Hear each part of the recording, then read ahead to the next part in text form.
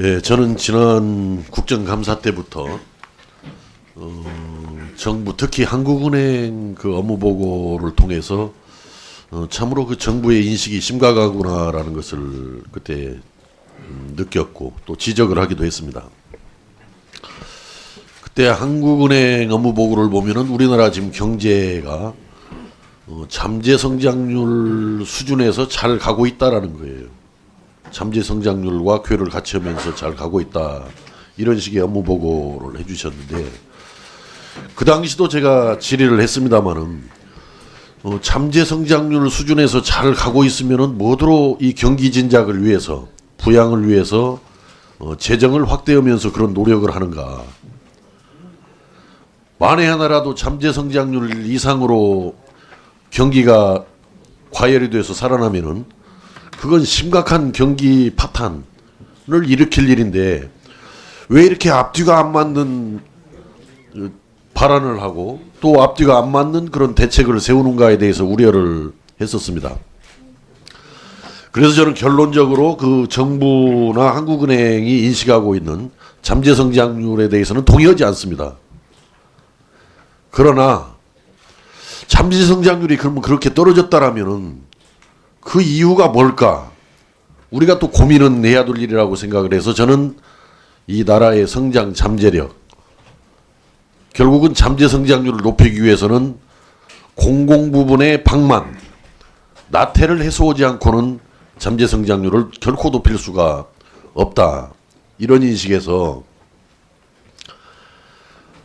공공기관을 총괄하는 기획지어정부가 나서서 나라 전체의 공공기관들을 한번 제대로 되돌아봐야 할 필요가 있다. 이렇게 지적의 말씀을 드리면서 그러면서 기재부 소관 공공기관들부터 더 솔선수범해서 적극적으로 살펴봐야 될 것이다. 그래서 한국투자공사, 재정정보원, 국제원산지 정보원 등이 과연 존치할 필요성이 있는 것이냐. 저는 그런 지적을 하면서 이제 한국투자공사야 지금 예산으로 그 운영비 지원을 받는 것이 아니라고 하기 때문에 그 문제는 별개 차원에서 앞으로 검토를 하더라도 정부 예산이 들어가서 운영되는 재정정보원, 국제원산지 정보원은 폐지를 할 필요가 있다. 그런 차원에서 지난번에 전체회의에서 의견을 냈습니다마는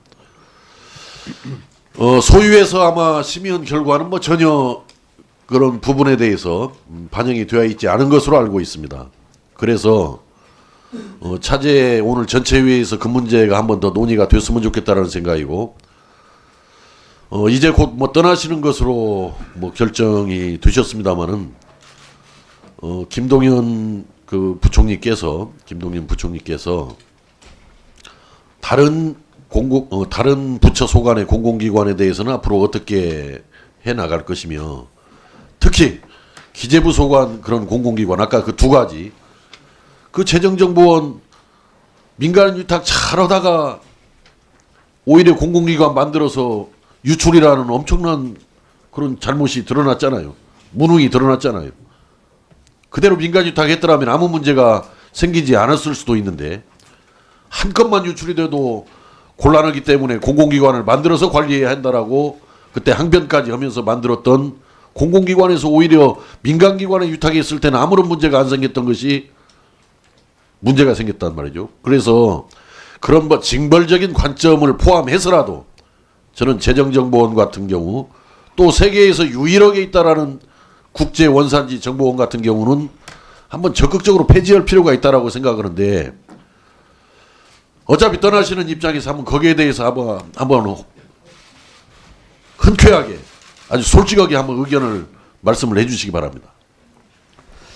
예, 의원님 감사합니다. 그 잠재 성장률 그대로 잘 가고 있다라고 이제 말씀을 주셨는데 한국은행이나 또 저도 가끔 그런 얘기를 했습니다. 그 말한 뜻은 지금 잠재 성장률 우리 경제의 잠재 성장률이 어느 정도에 대해서는 조금 이견들이 있습니다. 예컨대 뭐 2% 그 3% 가까운 2% 후반대에 대한 얘기를 뭐 KDI나 한국은행이 하고 있습니다만은 그 지금 작년에 3.1%, 금년에 뭐 2.9% 달성은 어렵습니다만 2% 후반대의 숫자가 나온다면 그것이 그 두 기관이 얘기하는 건 잠재 성장률을 봤을 적에 크게 벗어나지는 않고 있다라는 뜻이지 잘 가고 있다는 뜻은 아닙니다. 다시 말씀드리면 잠재 성장률과 같은 숫자가 나온다고 하더라도 성장의 질이 문제거든요. 예를 들면은 그 성장을 하는데 어떤 성장에 기여하는 컴포넌트들이 쭉 작용을 했느냐, 이게 수출이 너무 과다하게 됐느냐, 내수는 어떠냐 이런 문제. 또 제가 말씀드린 두 번째로는 이 성장의 과실이 어떻게 이게 배분되고 분배됐느냐, 이거 같이 봐야 되는 측면입니다. 그렇기 때문에 그 형식적으로 잠재 성장이라고 하는 것에 가까운 2% 후반대의 성장이 나오기 때문에 그 범주 번에 있습니다 하는 얘기와 그렇다고 우리 경제가 문제가 없으니까 잘 되고 있습니다 이런 뜻은 전혀 아니다 이런 말씀을 드리고요. 정부는 뭐 한국은행도 좀 비슷하리라고 봅니다만 이 경제 상황에서 굉장히 엄중하게 보고 있습니다. 만약에 금년의 숫자가 지표가 잠재 성장에 가까운 근사한 그런 그 경제 성장이 나온다고 하더라도 고용이라든지 또 성장을 구성하는 요소들의 그 여러 가지의 그 조화라든지 또 그런 것들이 우리 이 경제 주체들이 어떻게 배분되는지에 대한 소득 재분배나 양극화 문제 이런 거는 또 전혀 다른 차원에서 볼 문제거든요. 그렇기 때문에 그런 측면에서 재정의 적극적인 역할을 저희가 강조했다 이런 말씀을 드리고요. 두 번째로 지금 말씀 주신 이 유 의원님께서 이제 상임위 때 여러 차례 우리 경제의 그 문제의 하나로서 이 공공부문의 팽창과 이 공공에 대한 말씀을 주셔서 저희들이 유념을 하고 있습니다. 그리고 말씀 주신 것처럼 공공기관을 전체 관리하고는 기재부부터 우리 산하기관부터 좀 솔솔해서 그 운영과 이 경영의 효율화를 기해야 된다는 생각을 저희가 다 하고 있다는 말씀을 드리고요. 다만 지금 말씀 주신 그 KIC나 이 재정정보원이나 이 원산지 정보원 같은 경우에는 사실은 이 기능을 어디선가 해야 되는 기능이거든요. 그런데 이것을 정부가 할 거냐, 공공기관으로 할 거냐, 민간에 아웃소싱 할 거냐에 대한 그 형태의 이제 문제라고 생각을 합니다. 재정정보원 같은 경우는 이제 이 재정정보 시스템이 이제 국가 재정 관리의 근간이거든요. 보안성, 전문성 이런 걸 위해서 또 거꾸로 오히려 지금보다 더 강화해서 이 정보 조직화해야 되는 거 아니냐 이런 말씀도 있고요. 저희가 그 여러 차례 검토를 거쳐서 사실은 아웃소싱 했다고 하지만 저희가 디지털 기획단이라는 단까지 만들어서 하다가 또 일부는 아웃소싱하고 이렇게 한 그 여러 가지 그 정확히 그냥 짧게 해주시죠. 예, 과정을 거쳤거든요.